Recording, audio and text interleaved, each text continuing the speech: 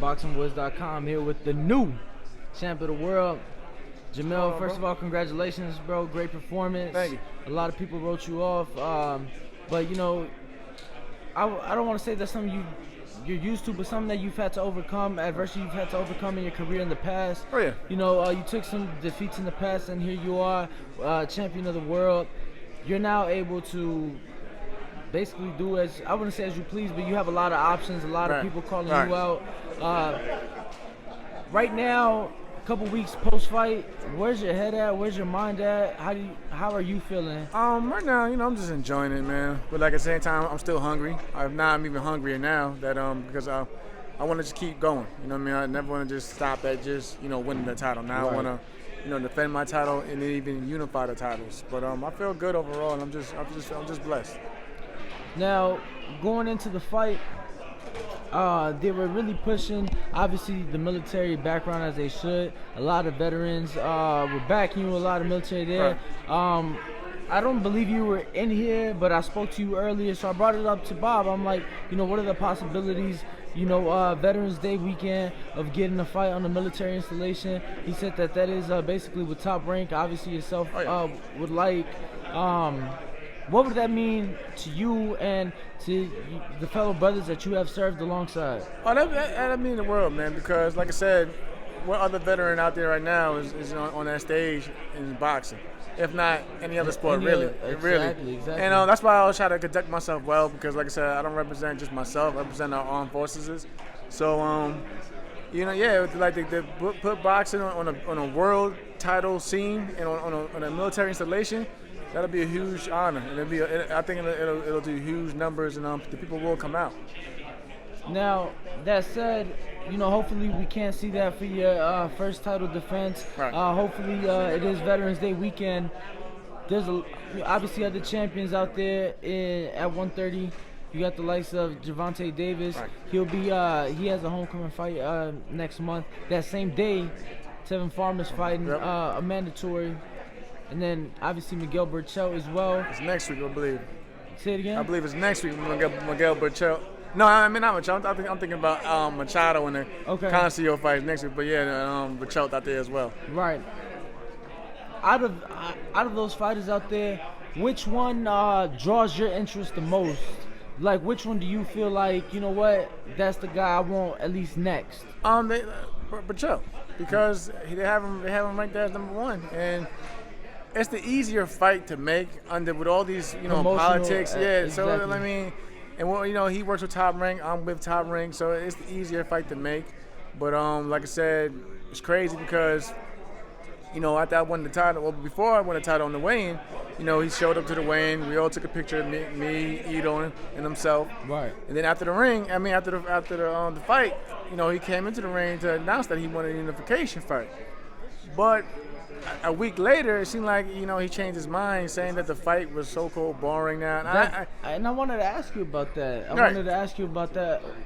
What are your thoughts? Because, I mean, you won the fight, in my opinion, clearly against Ito. You took the title from a champion. And to be disrespected by another champion, saying that you're born, when that's you know what, in boxing they say he's on this side of the street, right? Jason. Yeah, like, this is what it is. He made it, and like I said, he was the one for the longest that have been calling for a unification fight. Like I said, I don't mind, because like I said, this is boxing, and I'm willing to fight anybody out there. Absolutely. That's just me. I mean, if you're a champion, you obviously want to fight other world champions, because there's so many titles out there you want to unify to stand out from the rest. He made it his business to, you know, to come to, you know, basically on my, you know, my show, where, you know, my moment, and, you know, he wasn't disrespectful about it, but at the same time I felt like, you know, this is my moment. But, you know, he shows up, pops in the ring. He calls for unification. I believe, and this is my belief, like you said in the beginning, everyone was counting me out. So in their minds, they had it that it was going to be Berchelt Ito. And we all know styles make fights. Absolutely. And Ito's style, of course, he's not, you know, I've seen when I was in there with him, he's not much of a boxer when he's moving around his feet. You know, it frustrates him. So with Berchelt's style, it would have been just between those two, it would just been, you know, basically a firefight in the middle of the ring. What I believe is they seen my style. They seen that, you know, I could be a boxer puncher at times, but I'm more of a boxer. I'm a mover.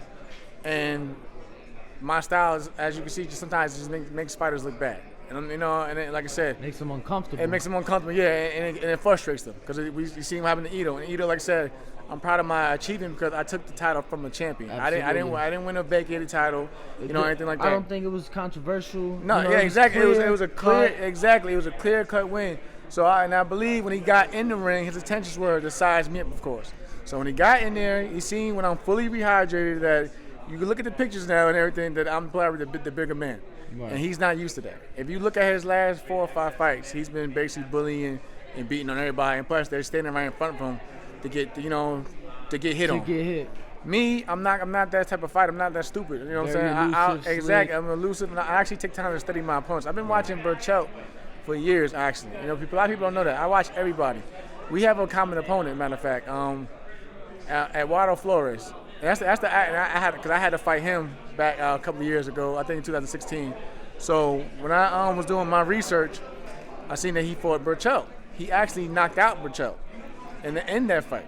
So we have a common opponent on our resumes. Now, you know, I'm not taking nothing from Berchelt because, like I said, that you know, that was in the past, and he's obviously gotten better than this. So I'm not going to sit there and say, and we, like I said, styles make fights. But I'm just pointing out that I've been watching him for a long time as well because I figured that, you know, even at that weight, he would eventually move up to 35, and I thought I was going to stay at 35. But like I said, I just think that in the end of the day, it's up to him. You know what I mean? Like, he's the man of the division. You know, I'll give him that respect. He's number one. I would like that fight, but like I said, and whose eyes though? Are you saying like in your eyes he's number one in the division? I mean, not in my. Truth be told, like I said, I personally believe that that Tank is probably the best. You know what I'm saying, talent wise. But like I said, when you look at the Ring magazine and ESPN, the rankings, they got him as number one. So to get that spot, I gotta take out number one, and that's how I look at it. Do you think, being realistic, like we talked about, you know, the promotions? Do you think that maybe a fight with Gervonta is feasible? I feel that a fight with Tevin would be feasible just because we've seen Dazn and ESPN with the working together. Maurice Hooker and Jose Ramirez fight coming up. That's an example. Right? But like I said, I see the Tevin fight being realistic. Do you think that a Gervonta Davis fight is... I don't think so. Like, it'll take a lot. You know, it'll take too much work. And I don't believe in staying around that long at 130 to wait for that. And like he already pointed out that he's already planning to move up to 130 at 135. I actually believe that a fight with the winner of the Cansao and Machado fight is actually reasonable as well. Very realistic, yeah. For yourself? For myself, yeah. Okay. From my understanding, my talks with him, with Gervonta, I believe if he doesn't get the Tevin Farm unification after his homecoming, then he's going to go up to 35. And he already made it clear. They said at the end of this year, if he doesn't get a unification, and let's be honest, we already know how the schedule and things go on that side. You're not going to come have a quick turnaround from July to, like, you know, I don't, like, if anything, it'll probably be January by the time next time he comes back. 5 months, you I don't believe see that? January, he'll probably be back in January. So if he plans on moving it, like I said, up at the end of the year, that fight may not come. Yeah, I think Gonzalez's going to get bumped up to full champion. That's what they're saying. Right. I mean, if he does actually vacate the title and chooses to and move that's up why I to said that 135. a fight like that is realistic because, like I said, I'm pretty sure Eric and Robert, yeah, and I know, because that's the fight under the Golden Boy banner when I was with Heyman. So, like I said, I still got a good relationship with Robert and Eric and them. So, who doesn't want to see a unification fight? I'm pretty sure they'll make it. If it, like I said, it makes sense. Like I said, I don't care if it's on ESPN or Dazn, because like I said, Bob is doing business everywhere. Right. You know what I'm saying? Anything that makes sense in your pockets, that's what it makes money, it makes sense. Exactly. And Robert likes good fights. Robert's never been shy of making good fights, and I think if Gonzalez gets bumped up to full champion, he'd like that fight. Well, I mean, he got to beat Machado first, right? Yeah. Well, it is. He got to beat Machado first. But like I said, I don't know. Like with that fight, I'm kind of iffy on because, you know, he's been killing himself to make that weight. Machado. Man, he has. He's been killing himself. Man. Like I said, like you pointed out, when you're a champion now, it feels like, you know, a boost of confidence. So I believe that, you know, Cansao going into that fight, you know, he's going in. He's going in there. His head is a lot clear now. But like I said, I mean, anything can happen because, like I said, Machado still has that power where he can, you know, he can make it a short night.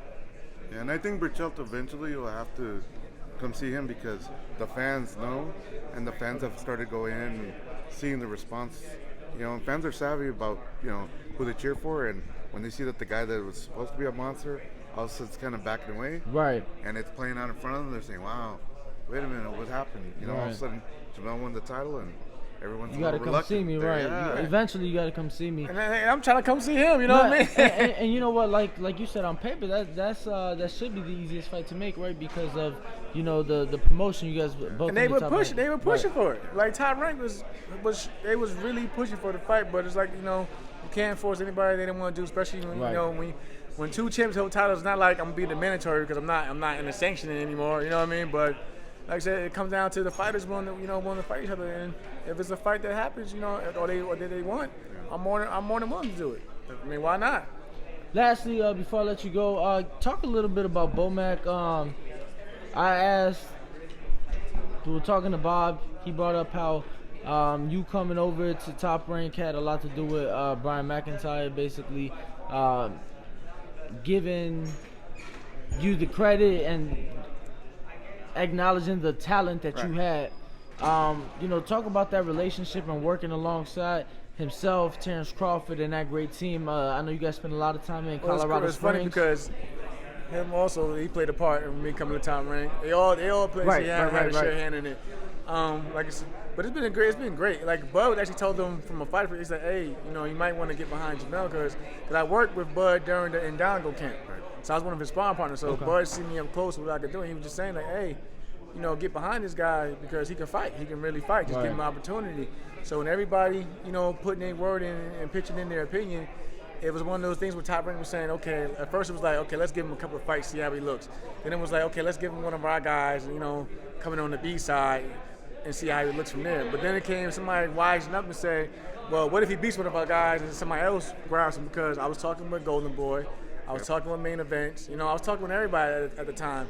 And somebody on Top Rank, was like, why not just give him the full contract, give him a full ride, and go from there? So we can, at least if he does beat one of our guys and such, we still have, ties with him. So it came down to that, and as you can see, every opportunity that Top Rank has given me, I passed it with flying colors. Right. Even the world title fight. Absolutely. Well, Jamel, thank you very much for your time, brother. Truly appreciate it. Once again, congratulations. Oh, if you enjoyed the video, feel free to hit the like, subscribe, and share. As always, if you want to support us to the next level, head over to the patreon.com/ThaBoxingVoice. We have tons of exclusive from Border Wars and title, betting shows, the list goes on and on and on. But in addition to that, if you guys have questions for fighters, trainers, and promoters, this is where you can submit them. We will run out, get these questions answered, and put it back on the show just for you guys. Appreciate it. Peace.